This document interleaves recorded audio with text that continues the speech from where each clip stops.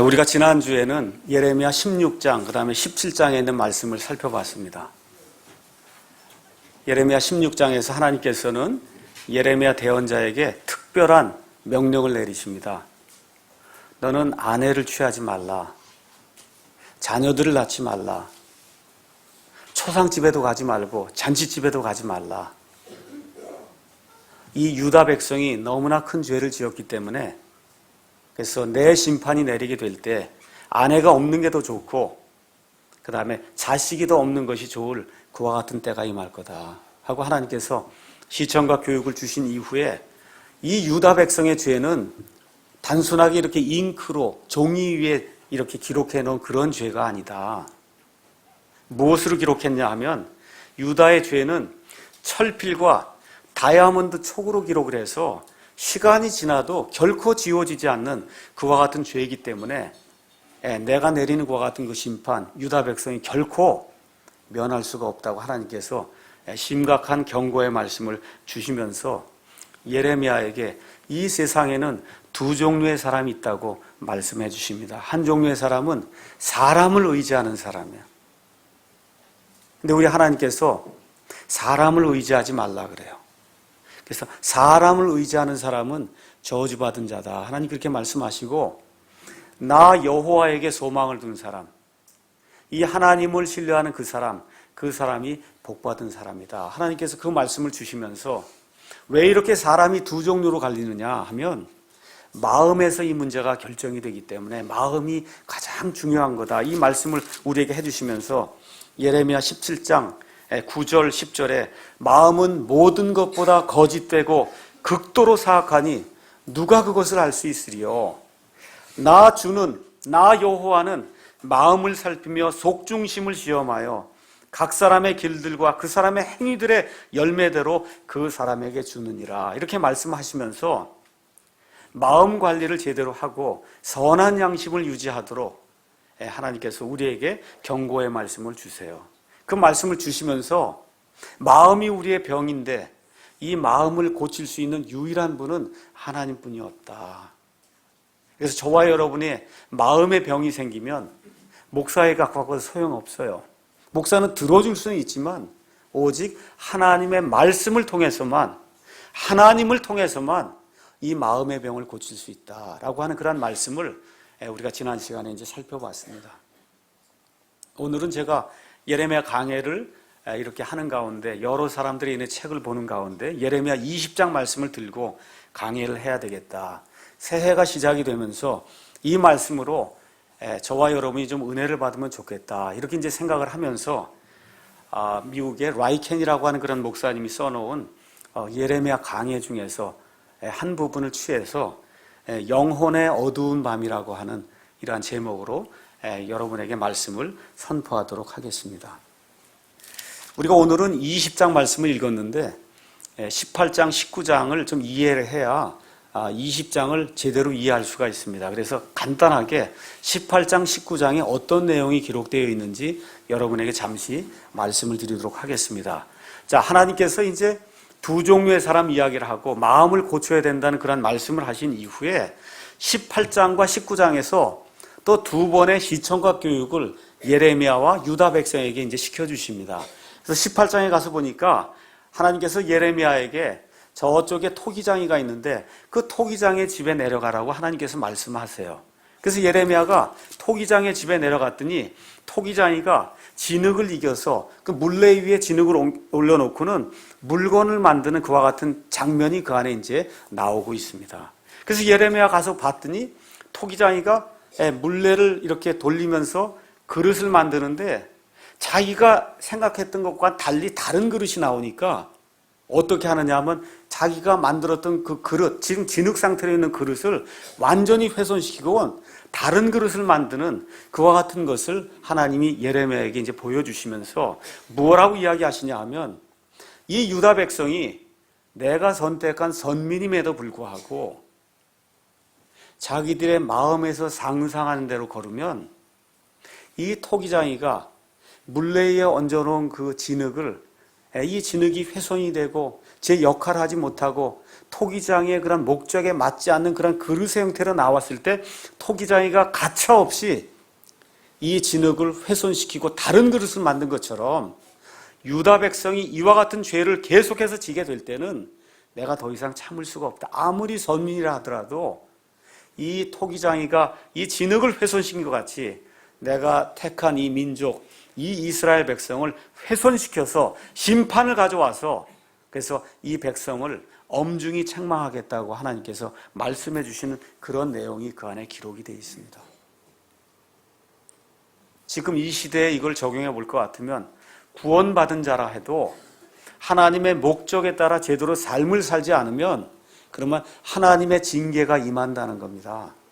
구원을 잃는다는 것이 아니에요. 하나님의 징계와 하나님의 심판이 저와 여러분이 이 땅에서 육체를 입고 사는 한 하나님의 심판이 임하고 하나님의 징계가 임할 수 있다고 하나님께서 예레미야 18장의 말씀을 통해서 우리에게 이야기해 주십니다. 이 말씀을 예레미야가 대언을 했는데 이 백성이 회개하지 아니하고 오히려 18장 18절에서 23절을 가서 보면 너가 이 말씀을 대언했으니까 우리는 그 말을 듣지 않겠다 하고 오히려 예레미야를 핍박하고 예레미야를 어렵게 만드는 그와 같은 대목이 이 안에 이제 기록이 되어 있습니다. 그래서 예레미야를 잡아 죽이려고 구덩이를 파고 예레미야의 발을 걸려 넘어지게 하려고 올무를 만드는 이와 같은 그 내용이 18장에 이제 기록이 되어 있습니다. 18장의 이 시청각 교육이 끝난 이후에 하나님께서 19장에 또 하나의 시청각 교육을 또 마련해 놓으셨어요. 하나님께서 예레미야에게 뭐라고 말씀하시냐 하면 토기장이가 가지고 있는 질그릇병 하나를 취해라. 그리고 이스라엘 사람들 중에 장로들, 지도자들을 데리고 저쪽에 있는 19장에 가서 보면 흰놈의 아들의 골짜기로 내려가서 그들이 보는 데서 이 질그릇병을 깨트려서 질그릇이 더 이상 질그릇 노릇을 하지 못하도록 그렇게 하라고 말씀하니까 예레미야가 알겠습니다 하고 이 이스라엘의 장로들과 함께 여기 나와 있는 대로 흰놈의 아들의 골짜기로 내려가서 이 질그릇을 내려치면 질그릇이 산산조각 나지 않습니까? 그래서 이 질그릇을 산산조각 내는 그와 같은 일들을 행하는 그런 내용이 19장에 기록이 되어 있습니다. 이 내용을 이야기한 다음에 하나님께서 내가 유다 백성이 계속해서 이렇게 죄를 짓게 될 때는 이 토기장이의 질그릇병을 완전히 깨뜨려서 그 기능을 하지 못하도록 만든 것처럼 내가 이 유다 백성에게 내 엄중한 심판을 내려서 이 백성이 더 이상 하나의 민족으로 하나의 백성으로 역할을 하지 못하도록 그렇게 하겠다고 하나님께서 이 엄중한 심판의 말씀을 주시는 그런 내용이 19장에 이제 기록이 되어 있습니다. 유다 백성이 이제 하나님의 말씀에 따라서 이제 엄중한 심판이 올 것과 같은 지금 시점에 지금 살고 있으니까 저와 여러분 같으면 야, 저 정도 하나님께서 말씀하시면 돌이켜야 되지 않을까. 저와 여러분 같으면 아마 그렇게 생각할 것 같아요. 그렇습니까, 여러분? 근데 유다 백성은 그게 아니에요.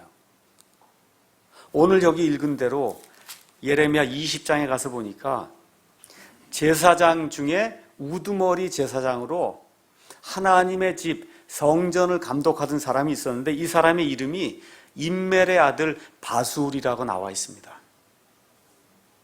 이 임멜의 아들 바수울이라고 한 사람이 예레미야 내가 하나님의 말씀을 그따위로 대언해? 하고는 예레미야를 데려다가 매를 때리고 착고에 가두는 그와 같은 일이 20장 1절부터 그렇게 기록이 되어 있습니다.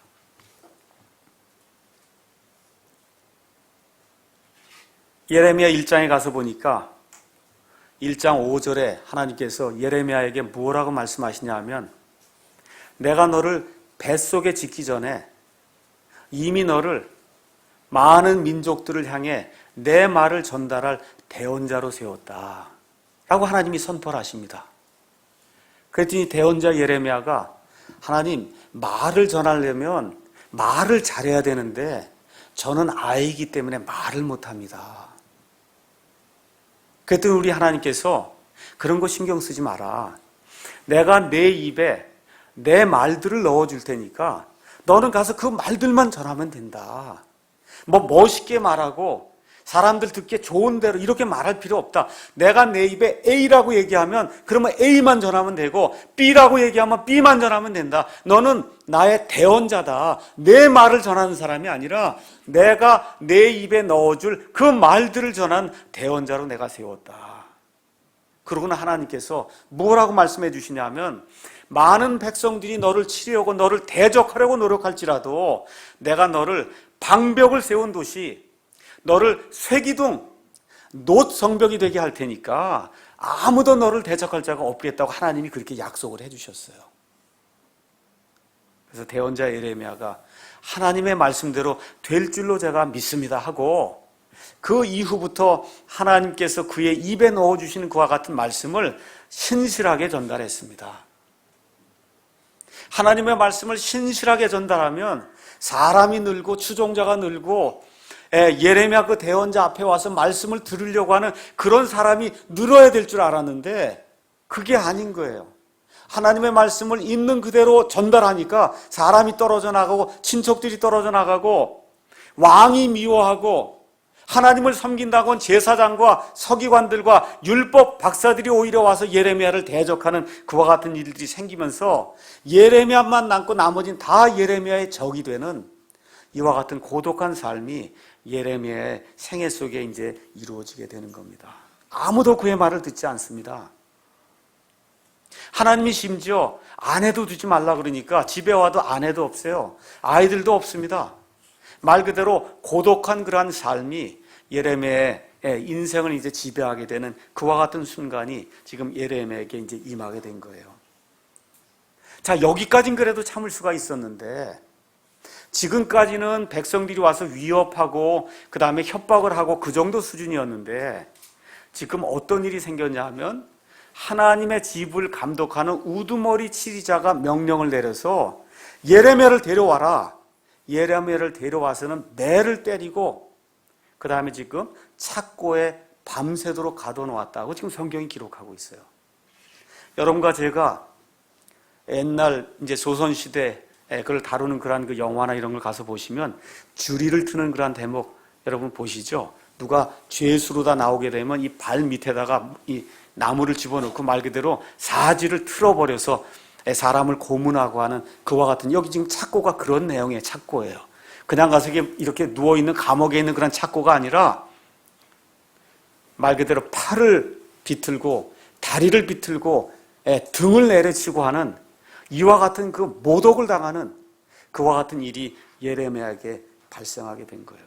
다시 말씀드려서 예레미야의 일생에서 그 밤처럼 어둡고 비참하고 처참한 그와 같은 날이 없었다고 성경이 지금 우리에게 이야기하는 겁니다.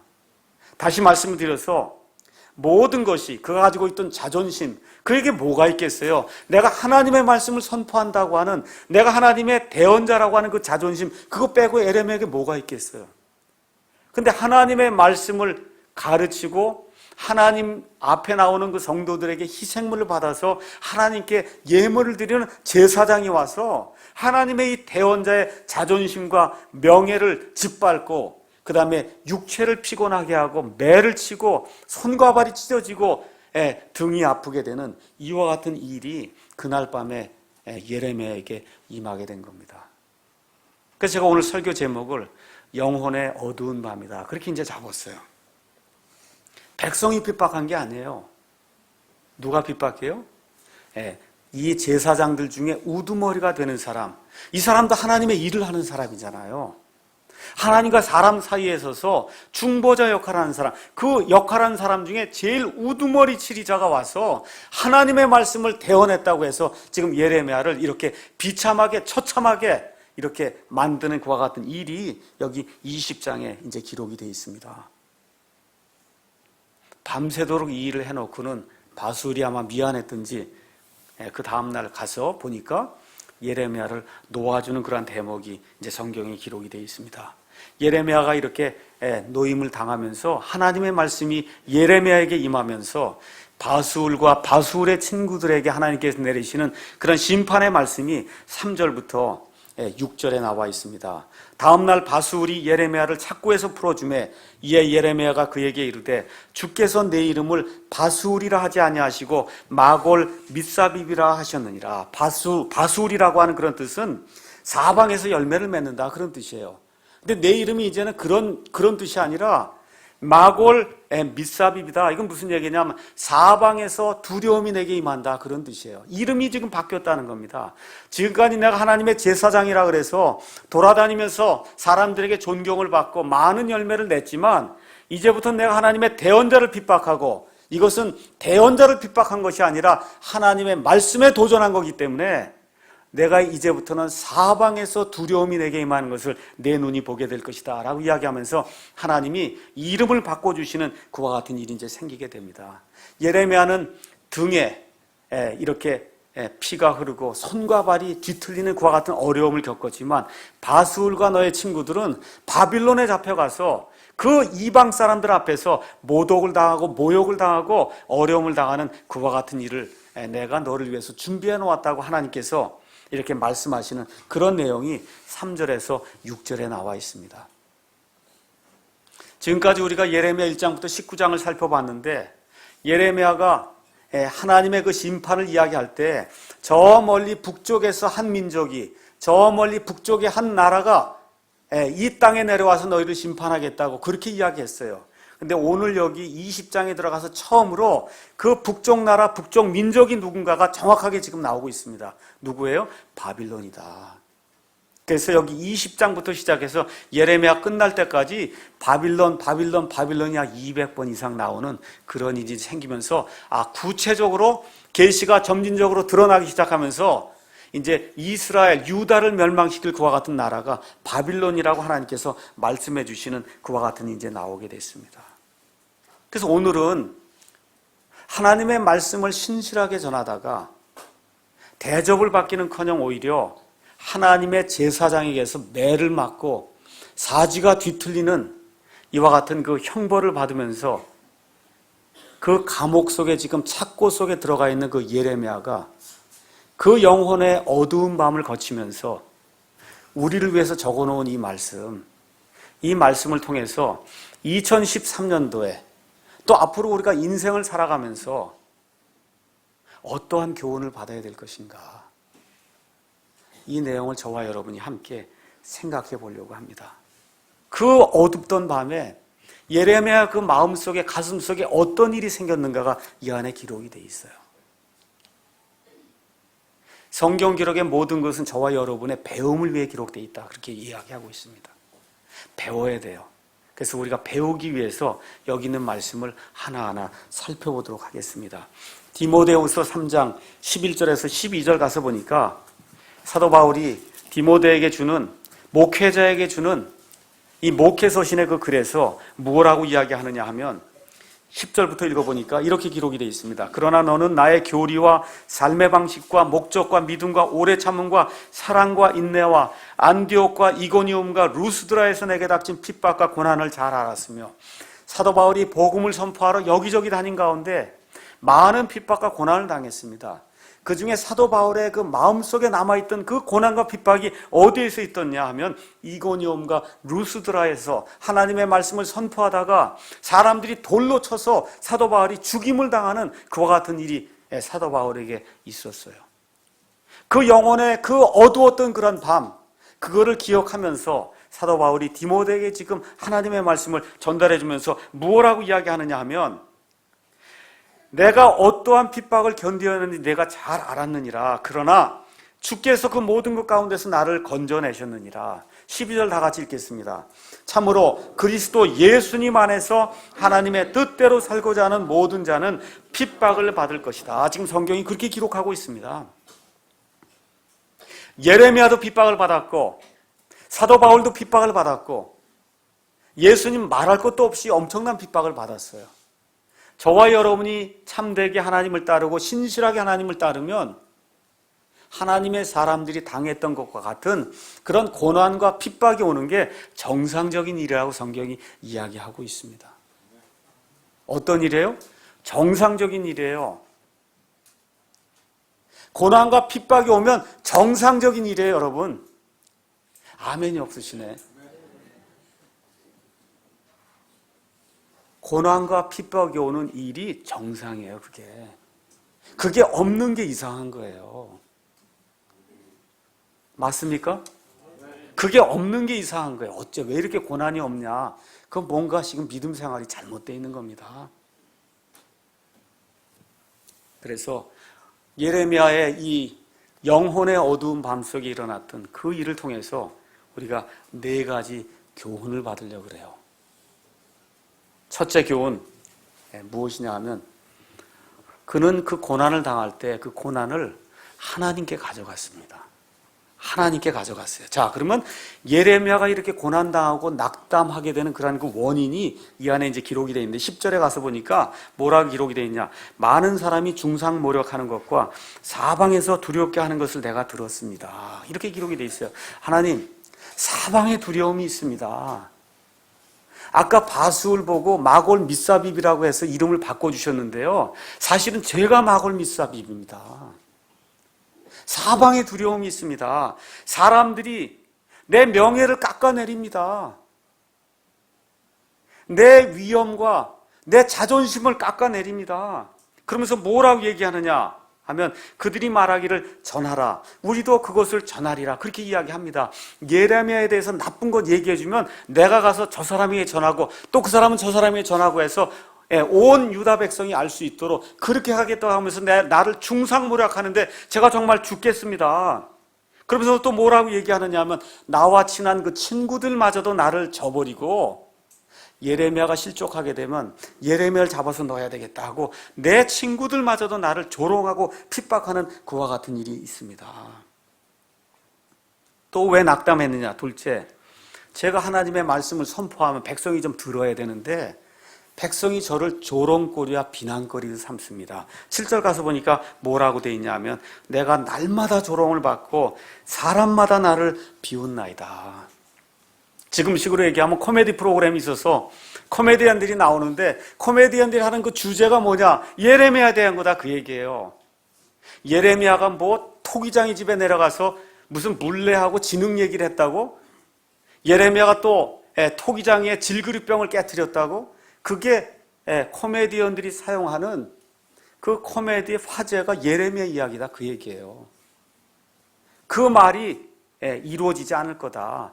우리 바수울 이 제사장을 가리켜 마골 미사빕이라 그래. 네가 마골 미사빕이다 하고 예레미야를 조롱하고 비난하는 그와 같은 일이 생기니까 견딜 수가 없었던 거예요. 그 다음에 또 어떤 일이 생겨요? 친구들이 많이 있었지만 예레미야가 가장 신뢰하는 친구가 누구예요? 우리 주 여호와 하나님인데 여호와 하나님마저 나를 버린 것 같다는 그런 생각이 들기 시작한 거예요. 7절 가서 보세요. 오 주여, 오 여호와 하나님이여, 주께서 나를 속이셨으므로 내가 속았습니다. 주께서 나보다 강하사 이기셨기 때문에 그래서 나를 속이고 나보고 하나님이 뭐라 그랬습니까? 하나님의 말씀만 대언하면 너는 놋 성벽이 될 것이요 쇠기둥이 될 것이요 아무도 너를 대적하지 못하리라 하나님이 약속을 해서 하나님의 그 약속을 믿고 제가 신실하게 하나님의 말씀을 선포했는데 지금 그런 일이 어디 생깁니까? 하나님 왜 나를 속이셨습니까? 하고 하나님으로 인해서 자기가 속임을 당했다고 하는 그와 같은 이 배신감이 생기게 되니까 견딜 수가 없었어요. 하나님, 노성벽이 뭐예요 지금? 쇠기둥이 뭡니까? 사람들이 나를 주리를 틀지 않습니까? 손과 발에서 지금 피가 흘러내리고 내 등짝이 아파서 견딜 수가 없습니다. 왜 나를 속이십니까? 하면서 하나님이 정말 이렇게 나를 속이셨다면 내가 지금까지 대언한 말이 진짜입니까 하나님? 이게 진짜입니까? 이게 진짜인데 왜 이렇게 백성이 듣질 않습니까? 왜 하나님의 제사장까지 나를 이렇게 핍박합니까? 이게 지금까지 내가 대언자 노릇한 게 이게 진짜 맞는 겁니까? 하고 지금 이 영혼의 이 어두운 밤 속에 들어가서 심지어 하나님을 부인하기 일보 직전까지 가는 이런 상황이 지금 예레미야에게 발생한 거예요. 지금식으로 이야기하면 그런 거예요. 예수님 믿는 것으로 인해서 왜 이렇게 좋은 일이 생기지 않고 핍박이 옵니까? 그런 얘기 하는 겁니다. 왜 가족들과 친지들이 킹제임스 성경을 쓴다 그러면 왜 다 등을 지고 이단이라 그럽니까? 지금식으로 얘기하면 그런 얘기 하는 거예요. 하나님께서 완벽하게 성경을 보존해 주셨다고 이야기하면 어떻게 그런 일이 있어? 너 머리가 돈 거 아니냐? 사람이 이걸 보존하는데 어떻게 그게 가능할 수가 있냐? 너 그런 걸 믿는 거 보니까 이단이다. 이제 그렇게 얘기하는 겁니다. 그 이단 소리를 자꾸 듣다 보니까 이게 진짜 맞는 말인가 해서 예레미야처럼 하나님을 부인하기 지금 일보 직전까지 가는 그러한 상황이 우리 가운데 발생할 수 있다는 겁니다. 그래서 손발이 찢어지고 등이 부은 상태에 있어 정말 하나님을 부인하기 바로 일보 직전까지 간 그런 상태에서 예레미야가 7절에 뭐라 그래요? 오 주여 하고 기도하는 거예요. 오 주여 하고 기도하는 겁니다. 우리가 이걸 배워야 된다는 거예요. 하나님을 부인하기 일보 직전까지 갔음에도 불구하고 그의 입에서 나오는 첫 마디가 뭐예요? 오 여호와 하나님이여 하고 하나님께 기도하는 그와 같은 말이 그에게서 지금 나오고 있는 겁니다. 하나님의 백성의 유일한 특권이 있어요. 그건 뭐예요? 아버지 하고 부르짖을 수 있는 거예요. 아버지 하고 부르짖을 수 있는 겁니다. 하나님 아시지 않습니까? 하고 아버지 하고 부르짖으면 기도가 1시간, 2시간 아니라 1초로 해도 하나님이 우리 사정을 들어주실 수 있는 그런 분이라는 겁니다. 긴 게 중요한 게 아니에요. 우리가 어떤 하나님, 어떤 아버지를 우리의 주님으로 모시고 있느냐 주여 하고 이야기할 때 하나님 알았다 하고 이야기가 이 응답이 되는 이와 같은 상태에 우리가 들어가야 됩니다. 하나님의 백성의 유일한 특권이에요. 아버지 하고 하나님을 부를 수 있는 이 유일한 특권을 하나님이 우리에게 허락해 주신 겁니다. 욥기 3장에 가서 보시면 욥이 재 가운데 앉아서 자기의 모든 재물이 없어지고 자기의 모든 아들, 딸들이 없어지고 아내가 하나님을 저주하고 죽으라고 이야기할 정도까지 이렇게 된 상태에서 욥이 그 재 속에 앉아서 하나님 내가 왜 태어났습니까? 하고 한탄하는 그런 내용이 그 안에 기록되어 있습니다. 열왕기상 19장 4절에서 5절 가서 보면 엘리야가 바알의 대언자들과 싸워서 큰 승리를 거둔 이후에 이세벨이 죽이겠다고 할 때 도망을 가서 로뎀나무 밑에 가서 하나님 앞에 뭐라 그래요? 하나님 조카오니 제발 저를 죽여주십시오. 이 사울이라고 하는 이 사악한 왕이 자기의 장인이에요. 장인이 자기를 잡아 죽이려고 사람들을 풀어서 벼룩과 같은 그런 존재에 지나지 않은 다윗을 잡아 죽이려고 그렇게 노력할 때 아둘람 굴이라고 하는 그 굴에 숨어서 시편 57편에 가서 보시면 하나님 제가 이렇게 고난을 당하는데 나를 도와주시기 바랍니다. 요나는 고래 뱃속에 들어가서 하나님께 기도를 하고 우리 주 예수님은 겟세마네 동산에서 십자가에 달려 돌아가시기 전에 아버지 하나님 가능하시면 이 잔을 제게서 치워주시기 바랍니다 라고 말씀하시고는 십자가에서 돌아가시기 전에 뭐라 그래요? 하나님이여 하나님이여 어찌하여 나를 버리시나이까? 우리 예수님마저도 이와 같이 영혼의 어두운 밤을 지나세요. 그럴 때 누구를 찾으십니까? 하나님이여 내 주님이여 아버지여 이거 찾을 수 있는 그러한 특권이 예수님을 믿는 저와 여러분에게 주어진 특권이다. 성경이 그렇게 이야기하고 있는 겁니다. 한 가지 확실한 사실이 있어요. 그건 뭐냐? 2013년도에 저와 여러분에게 많은 고난이 올 거라는 겁니다. 듣기 싫지요? 근데 그 사실이에요. 고난과 핍박이 오게 돼 있습니다. 어떻게 해야 돼요? 주여 하고 어떻게 해야 돼요? 하나님께 솔직하게 예레미야처럼 들고 나가는 수밖에 없습니다. 주여 아버지 하고 내가 이런 상황에 있습니다. 도와주시기 바랍니다 하고 아버지 앞에 솔직하게 들고 나가서 기도의 응답을 받는 저와 여러분이 되시기를 주님의 이름으로 축원합니다. 둘째 교훈은 하나님의 말씀이 뼛속에 사무쳤다는 거예요. 하나님의 백성 고난당합니다.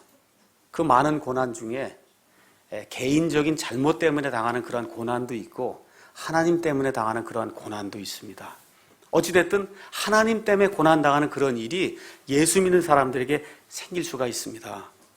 예레미야는 왜 백성들이 자기를 미워하는지 그 이유를 잘 알고 있었어요. 8절에 가서 보니까 주의 말씀이 날마다 내게 치욕거리와 조롱거리가 되었으므로 내가 말을 시작한 이후로 부르짖되 폭력과 노략에 대해 부르짖었나이다. 예레미야의 입에서 나오는 모든 말은 뭐예요? 평강의 말이 아니에요. 뭐예요? 심판이 임한다. 하나님의 저주가 임한다. 회개하라. 쉽게 얘기하면 부정적인 얘기만 지금 나오는 거예요. 바빌론 백성이 와서 너희를 폭력으로 너희를 치리하리라. 노략하리라. 이와 같은 말씀을 전하기 때문에 제가 핍박을 받습니다 하고 하나님께 내어놓는 겁니다. 그가 선포한 말씀은 하나님의 말씀이에요. 그의 말이 아니에요. 근데 그 핍박을 지금 누가 받아요? 하나님 받는 게 아니라 하나님의 말씀을 선포한 예레미야가 지금 받고 있어요. 그래서 예레미야가 안 되겠다 하고는 해결책을 지금 내놓는 그런 내용이 9절에 있는 거예요. 뭐라 그래요? 그때 내가 말하기를 내가 다시는 그분에 대하여 언급하지 아니하며 그분의 이름으로 말하지 아니하리라. 대언자가 해야 할 일이 뭐예요? 하나님의 말씀을 선포하는 거예요. 너무 백성이 속을 썩이고 듣지 않고 이렇게 매를 때리고 자기를 죽이려고 하니까 해결책을 내놓은 게 뭐예요? 내가 더 이상 하나님의 말씀을 전하지 않겠다. 뭐예요? 대언자 그만하겠다. 지금 시골에 목사 그만둬야 되겠다. 그런 얘기입니다. 저 역시 목사를 하면서 과거에 목사를 그만둬야 되겠다. 많은 생각이 오고 가면서 그런 생각한 적이 한두 번이 아니에요. 대언자의 심정을 그래서 조금은 이해할 수 있습니다. 손과 발이 비틀리는 그런 지경까지 가지는 않았지만 얼마나 답답하면 하나님이 내게 무슨 말을 주든지 이제는 더 이상 내가 하지 않겠습니다. 이제 그만하겠습니다. 하고 나가 떨어지는 그와 같은 일이 대언자 예레미야에게 발생한 겁니다. 근데 여러분 아시다시피 그는 불가능한 걸 선포한 거예요. 하나님의 말씀이 뼛속에 들어가서 불같이 타오르면 말씀을 안 전할 수가 없습니다. 불가능한 걸 선포한 거예요. 그래서 뭐라 그래요? 곧바로 번복을 합니다. 내가 그분의 이름으로 말하지 아니하리라 하였으나 뭐라고 기록되어 있어요? 그분의 말씀이 내 마음속에 타오르는 불 같아서 내 뼛속에 사무친다는 말은 내 뼛속에 갇혔다는 거예요. 내 뼈 안에 하나님의 말씀이 활활 타오르는 불같이 뼛속에 들어가서 이게 너무 뜨겁기 때문에 내가 말을 하지 않고는 견딜 수가 없는 그러한 심정이 됐습니다. 라고 지금 이야기를 하는 겁니다. 많은 목사들이 예레미야 20장 9절 말씀을 자기 책상 앞에 이렇게 해서 적어놓고 늘 그 말씀을 봐요. 하나님의 말씀을 선포하는 이 사역자의 뼈속에 활활 타오르는 불같이 하나님의 말씀이 갇혀있지 않으면 그 목사를 그만둬야 됩니다. 그만둬야 돼요. 이게 없으면 목사하면 안 되는 거예요. 그런데 이거를 문맥에 벗어나서 인용을 하면 안 돼요. 지금 여기 나와 있는 그 말씀은 복이 되라는 말씀이 아니에요. 예레미야의 뼛속에 지금 갇혀있는 그 말씀은 부정적인 이야기, 백성이 듣기 싫어하는 이야기, 그게 지금 이 뼛속에 들어와서 이 예레미야의 뼈에서 활활 타오르니까 제가 도저히 이거를 참을 수가 없습니다. 라고 이야기를 하고 있습니다. 다시 말씀드려서 예레미야가 지금 전하는 그런 메시지는 백성이 듣기 싫어하는 메시지예요. 거짓 대언자들은 뭐라 그래요? 평강이 있다, 평강이 있다. 지금 식으로 얘기하면 예수 믿으면 복 받고 잘 사는다, 그 얘기를 하는 겁니다. 성전 건축하면 하나님이 복 주신다. 주일 성수하고 11조 내면 100만 원 내면 하나님이 1000만 원으로 갚아준다. 긍정적으로 살면 하나님이 뭘 해준다고 하는 이러한 가짜를 전하면 백성이 우르르 거기로 모여듭니다. 근데 예레미야의 뼛속에 들어있는 하나님 말씀 그런 게 아니에요. 유일하게 구원을 주실 수 있는 분은 하나님 한 분뿐이 없습니다 라고 이야기하는 그 복음의 말씀이 그 가슴 속에 들어가 있는 거예요. 예수님을 믿지 않으면 영원히 불타는 지옥불이 기다리고 있습니다. 그 말씀이 이 예레미야 뼛속에 불같이 들어있는 겁니다.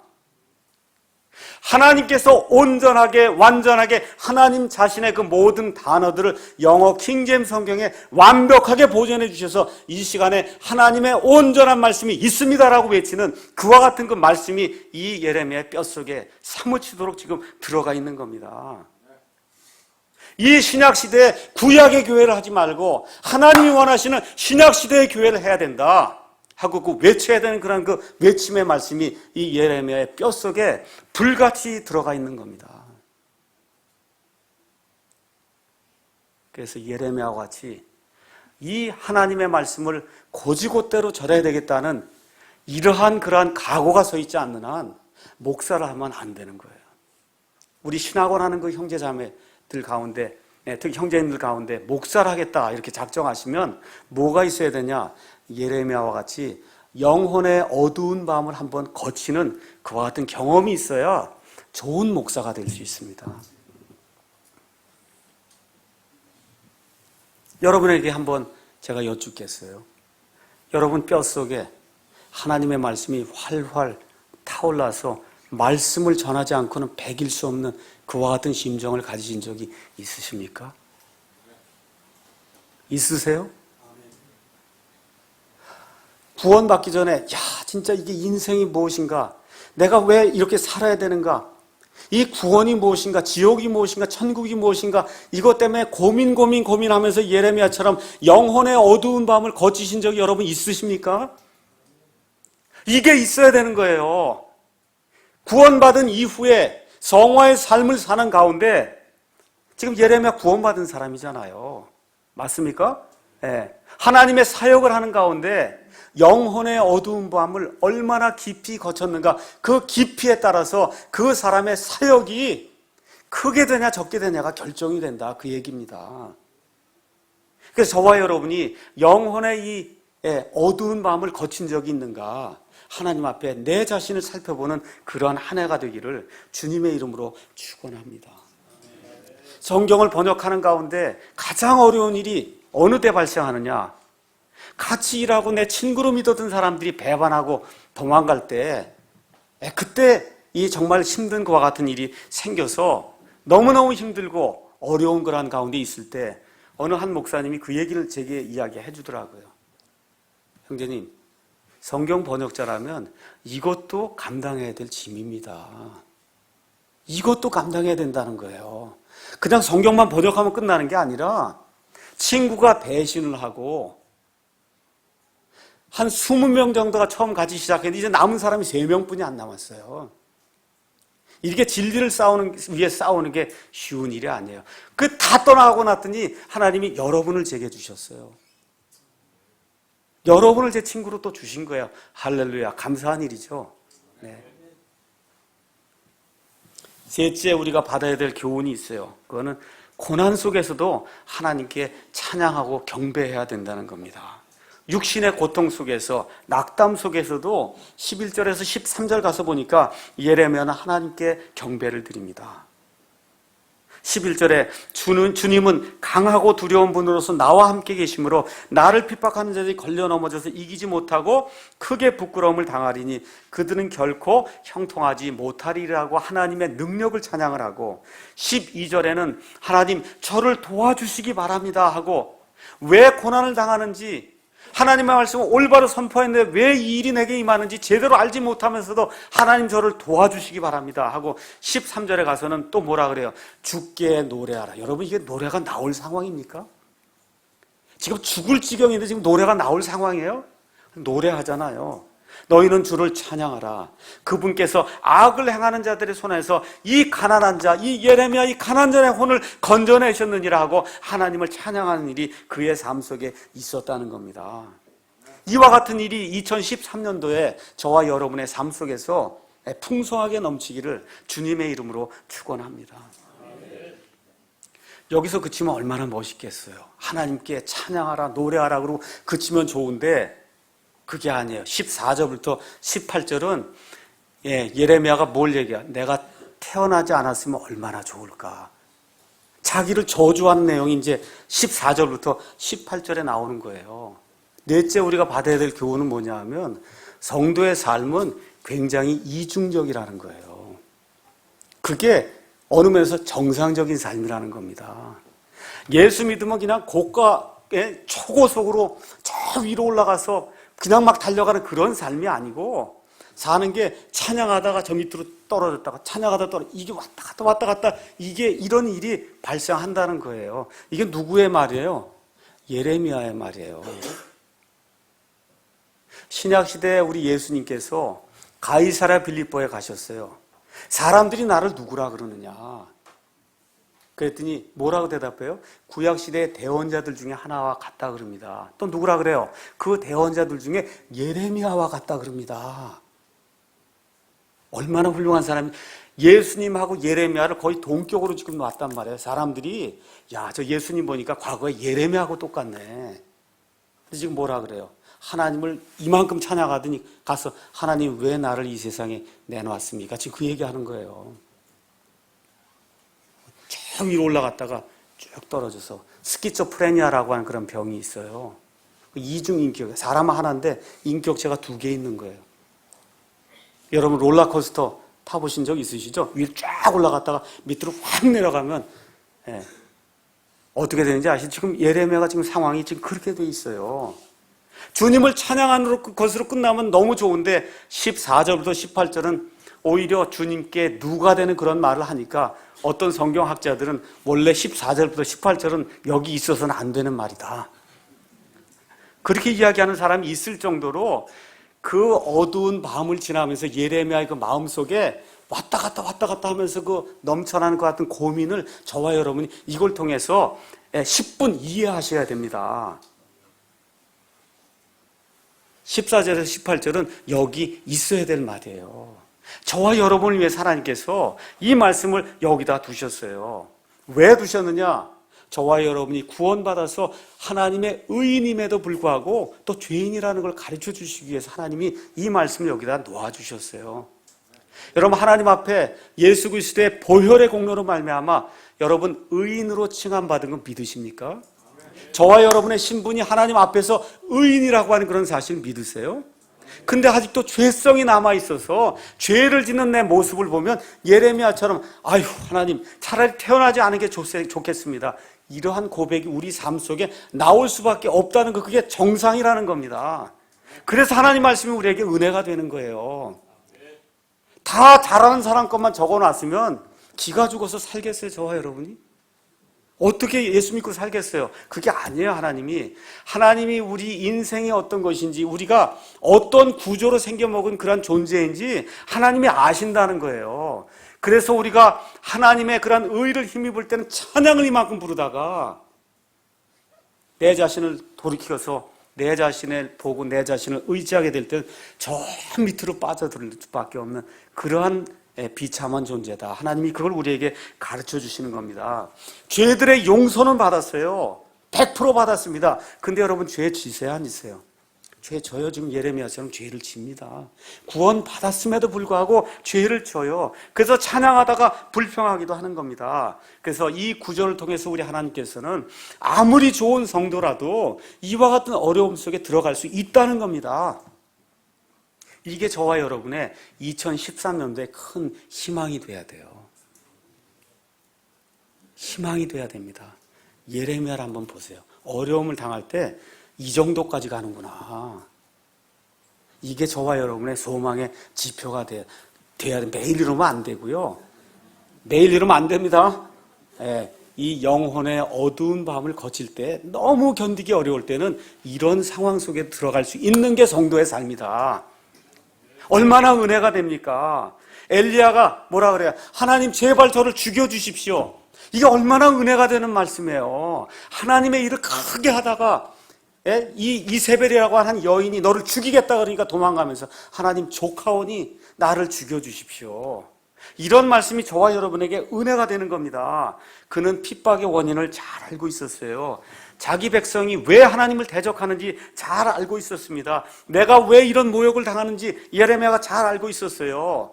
그러면서 결국은 그 영혼의 어두운 마음을 지나면서 지금 예레미야는 나라고 하는 그 존재가 어떤 존재인가에 대한 그와 같은 묵상을 하면서 지금 14절에서 18절의 말씀이 기록이 돼서 나오는 거예요. 쉽게 말씀드리면 나는 왜 태어나서 왜 살고 있는가 하는 그 문제의 핵심이 지금 여기 14절에서 18절에 기록이 되어 있는 겁니다. 그래서 우리 사랑침례교회 성도들은 나는 왜 21세기에 대한민국에 이 땅에 태어나서 사랑침례교회라는 이 교회를 만나서 킹제임스 흠정역 성경을 가지고 믿음 생활을 내가 지금 하고 있는가? 나는 왜 태어나서 지금 이렇게 지금 살고 있는가? 자기 존재에 대한 질문을 가지시라 그 얘기입니다.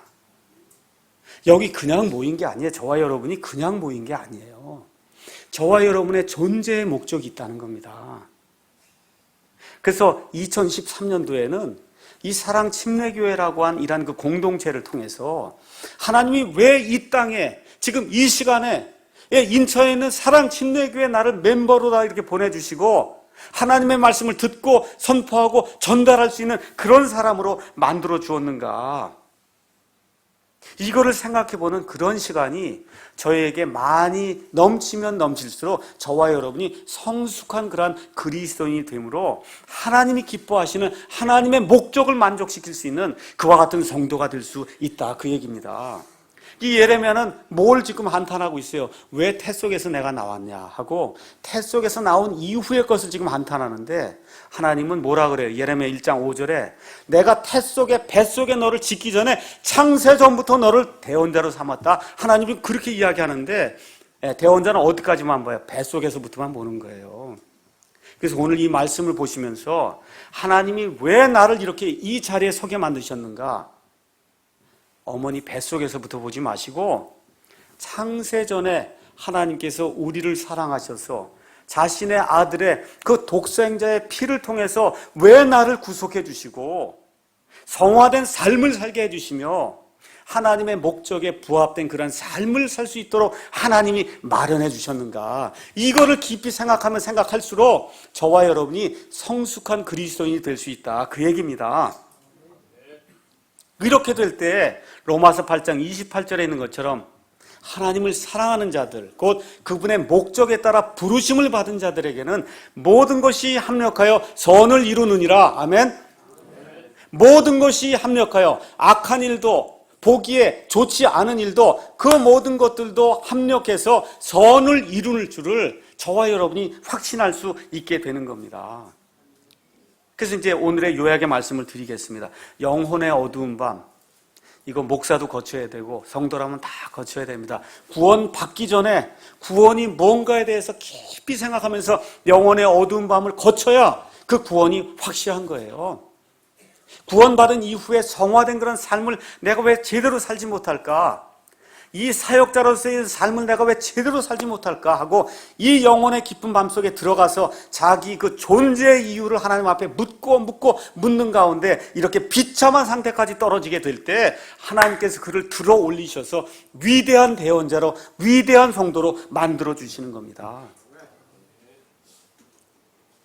그래서 올 한 해는 예레미야와 같은 이와 같은 악한 상황에 빠질지라도 하나님, 내가 하나님 앞에 진실한 그런 사람이 되도록 나를 진실하게 만들어 주십시오 라고 하는 그와 같은 그 시를 읽으면서 여러분은 제가 한 해를 마무리하면 좋겠습니다. 여기 나눠드린 거 가서 보시면 주님 나를 진실하게 하소서, 주님 기쁠 때나 자유로울 때나 모든 것이 평안할 때나 사람들이 나를 칭송할 때 나를 진실하게 하소서, 주님 이런 복들이 주님으로부터 오는 것을 내가 기억하게 하시며 주 예수님 나를 진실하게 하소서, 주님 쓰라린 절망 가운데서나 두통이나 상실감 혹은 실패가 내게 넘칠 때라도 나를 진실하게 하소서, 주님의 가슴에 더욱 기댈 수 있도록 도우시고 오 사랑의 주님 내가 진실하기 위해 주님을 신뢰하게 하소서, 주님 아픔이 찾아올 때나 죽음이 찾아와 사랑하는 자들을 데려갈 때에도 나를 진실하게 하소서, 그때 주님 그때 내가 주님의 힘을 내게 달라고 기도하리이다.